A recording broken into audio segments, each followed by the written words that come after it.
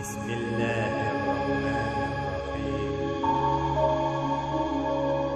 الحمد لله رب العالمين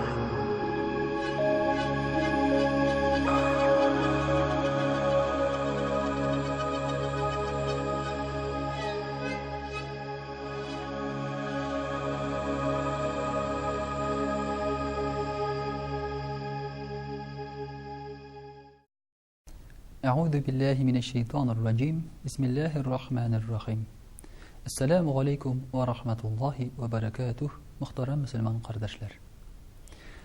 Adam balası yer yüzüne kilgen birinci günden kimgedir yararga tırışa. Mesela eğer de kichkine çağığızını iske sürsegiz, demek biz eti enige yararga tırıştık. Biz de şulay üstik. Eti eni maqtasın əli, qaralı, nindi ongan bulup kurunim əli deyip, biz alar karşında nindidir işler işledik. Üsetişken sayın özümüzge aşağıan, yeki anın karşında derece, ihtiram kazanırga tilegen, vakitta biz şula yok mına şuşu izgi nindir gameller, ya bulmasa dereceli işlerge tırışabız. Mene Edem balasının Allah'ı Teala karşında da haleti şunday. Kişi özü de bilmezden, ul gamer boyu Allah'ı Teala'nı izli. Kimdir taba, kimdir yalgan yolga kirip kite, lakin her bir kişi de kimgedir tabınırga tırışa. Mene şuşa Allah'ı Teala'ga yarav degen söz, anı eyte biz ihlaslılık deybiz.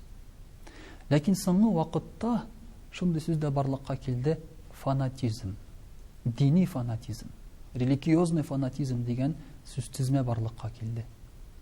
Neçik anlargasan mana? Kay vakitta meselen yavluk beylegen kızlarga, yeki namazga baskan kişilerge, sakal üstürgen kişilerge fanatiklar deyip eyteler.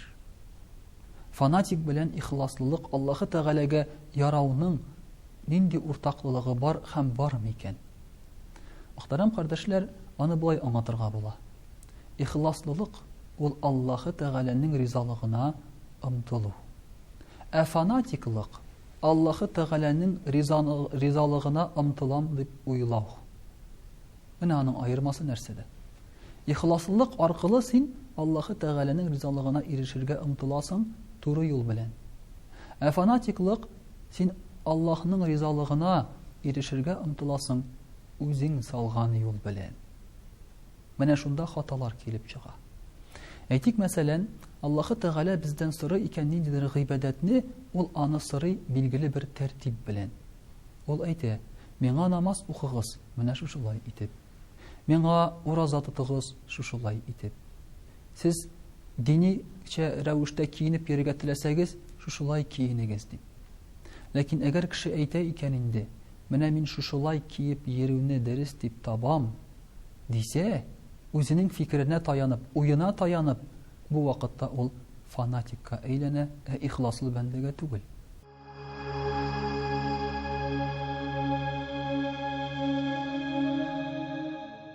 İhlaslılık negizlene ilimge, bilimge. Allah'ı Teala'ga yarar için ol bizden nerse sıraganını, nerse tilegenini bilirge kirek. Sen ana özün takdim ete almışsın. Mene min sana hazır mını işleyim. Tilesen kabul et, tilemesen özünge qara deyip ete almayız. Eğer sen kişiге yararga tilesen, ol senden sıragan eybirge sen qararga tiyişsin. Allah'ı Teala şuna göre ete Kur'an-ı Kerim'de İnned dine indellahil İslam, Allah'ı Teala karşında dininiz İslam dey. Demek İslam degen söz, mene min birgen İslam dey, özünüz uylap çıgarmağız dey. Kaybir kişiler mesela kaybir ayetlerini özlerinin faydasına anlatırga tırışalar. Ayetlerinin özünün faydana anlatı degen nerse yok. Çünkü Kur'an'daki ayetler, yeki Peygamberimiz sallallahu aleyhi ve sellem'in hadisleri nindidir galimler tarafından anlatılgan bulurga tiyiş. Eğer de sen Kur'an'ı özünke okup çıgıp, özünke anlaysın iken, mene min Kur'an'da şunday sözler taptım, mene min şuşu söz bilen yeşim deyip eytesin iken, sen adaşasın. Çünkü Kur'an'ı okugan vakitta, sen okurga tiyiş anı galimlerinin tefsiri bilen, anlatması bilen. Mene mında eytilgen Kur'an'ı ayetlerinde bulay işlegiz degen. Lakin şuşu галимнәр бу аяткә нинди аңлатма бирә? Бу эш фарызмы, сөннәтме?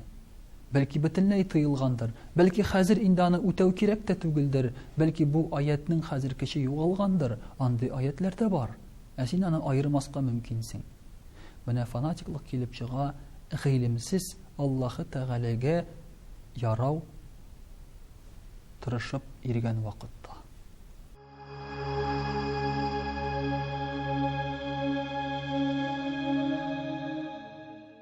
Әгәр дә игътибар итсәк, Аллаһ Тәгалә юлында, ягъни Аллаһы Тәгаләгә ярым дип кычкырып йөргән, яки шул ук вакытта гамәлләре сәйер тыелган кешеләргә аларның күбесенең гыйлемнәре юк. Әгәр дә сорасаң, син моны нишләп эшлисең дисәң, ул аңа җавап таба алмый. Бары тик әйтә, миңа моны дөрес дип әйттеләр. Миңа шушыны күрсәттеләр. Һәм мин моны чыннан да дөрес дип уйлыйм дип әйтүдән гайре аның җавабы юк. Менә шушы гыйлемсезлек аркасында килеп чыга фанатизм дигән төшенчә. Инде хәзер ихласлылыкка килсәк, ихласлылык нигездәнә беренчедән Аллаһы Тәгаләне яратуда. Ягъни син Аллаһы Тәгаләне яратам дип әйтергә тиешсең. Куркам дип кенә дә түгел. Я булмаса ихтирам итәм дип кенә дә түгел. Ә Аллаһы Тәгаләне яратам дисең. Әгәр дә син берәр кешене яратсаң, мәсәлән, ул кеше сиңа карата нәрсә генә эшләсә дә, синең яратуың бетми. Чөнки мәхәббәт ул нигезләнмәгән сиңа карата мөнәсәбәткә. Мәсәлән, менә дөньяга бала килә бит. Ул бала сиңа бер файда да бирмәгән, зыян да китермәгән, ләкин син аны яратасың. Чөнки күңелеңдә шундый хис бар. Аллаһы Тәгаләне дә без яратабыз. Менә шушы яратуыбыз ихласлылыкның нигезе булырга тиеш. Һәм аннан соң инде яратканнан соң Аллаһы Тәгалә нәрсә ярата икән соң? Ул бездән нәрсә теле икән соң дип кызыксына башлыйбыз. Һәм мөрәҗәгать итәргә тиеш без галимнәрнең, сахабаларның, я булмаса Пәйгамбәрбез саллаллаһу алейхи ва сәлләмнең сүзләренә, аларның тормышына. Шушылар аркылы гына без Аллаһы Тәгаләгә ярый алабыз. Алар безгә Аллаһы Тәгаләгә ярауда мисал. Мәсәлән, әгәр дә Коръәни Кәрим аятларында без бер аят күрәбез, бер төрле мәгънәдәге аятны. Ләкин шушы аяткә бер генә сахабәдә мондый тисмер салмаган, мондый мәгънә салмаган син аңлаганча, димәк, син бу аятны дөрес аңламагансың.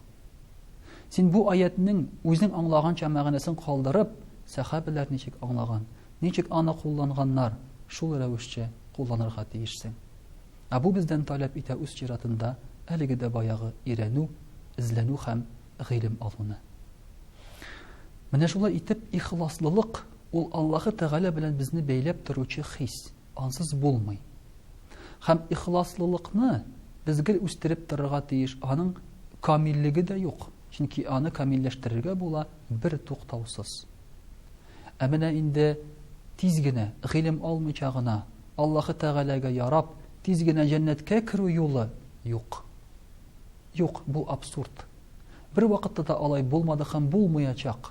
Кеше туганнан бирле ниндидер хезмәт кыла, тырышлык күрсәтә, бер көндә, ике көндә генә нисидер бер эш эшләп, ул Аллаһы Тәгаләгә ярый алмый. Шуның өчен дә, мөхтәрәм кардәшләр, әгәр дә без динне өйрәнергә теләсәк, өйрәник.